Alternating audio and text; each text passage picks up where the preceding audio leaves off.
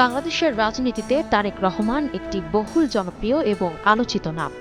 জাতীয়তাবাদী রাজনীতির উত্তরাধিকারী হিসেবে তার যাত্রা শুরু হয়েছিল 2 দশকেরও বেশি সময় আগে। নানা চড়াই উতরাই পেরিয়ে এবার প্রথমবারের মতো সরাসরি জাতীয় সংসদ নির্বাচনে অংশ নিচ্ছেন তিনি। এই প্রার্থিতা শুধু তার ব্যক্তিগত রাজনৈতিক ক্যারিয়ারের মোড় পরিবর্তনই নয়, বিএনপির ভবিষ্যৎ রাজনীতিতেও আনবে অভাবনীয় পরিবর্তন।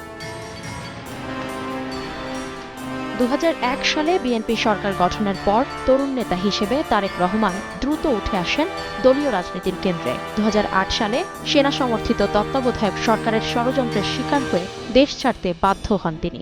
এরপর যুক্তরাজ্যে গিয়ে সেখানে রাজনৈতিক আশ্রয় লাভ করেন এবং তখন থেকেই সপরিবারে লন্ডনে বসবাস করছেন তারেক রহমান। কিন্তু সুদূর প্রবাসে থেকেও দেশ ও দলের জন্য বিন্দুমাত্র কমেনি তার ভালোবাসা। থেমে থাকেননি তারেক রহমান। বিদেশ থেকেই তিনি দলের ভারপ্রাপ্ত চেয়ারম্যান হিসেবে সংগঠনকে সক্রিয় এবং ঐক্যবদ্ধ রাখার চেষ্টা করেন এবং সফলও হন। অনলাইন ও ভিডিও কনফারেন্সের মাধ্যমে সব সময় রাজনৈতিক বার্তা পৌঁছে দিচ্ছেন কর্মীদের কাছে।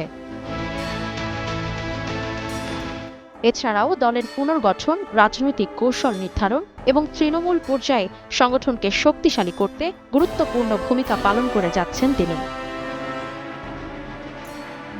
সোমবার গুলশানে বিএনপি চেয়ারপারসনের রাজনৈতিক কার্যালয়ে 237 জনের প্রার্থী তালিকা প্রকাশ করেন দলের মহাসচিব মির্জা ফখরুল ইসলাম আলমগীর।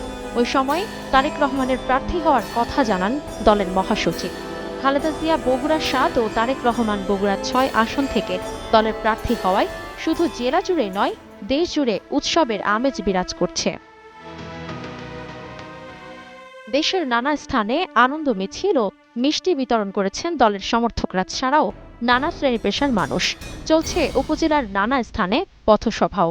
দলের সিনিয়র নেতৃবৃন্দ বলছেন, দেশের রাজনীতির ইতিবাচক ধারা ফিরিয়ে আনার প্রত্যয় নিয়ে খুব শীঘ্রই দেশে ফিরবেন তারুণ্যের অহংকার তারেক রহমান। ইসমত আরা অনু, গ্রিন টিভি, ঢাকা।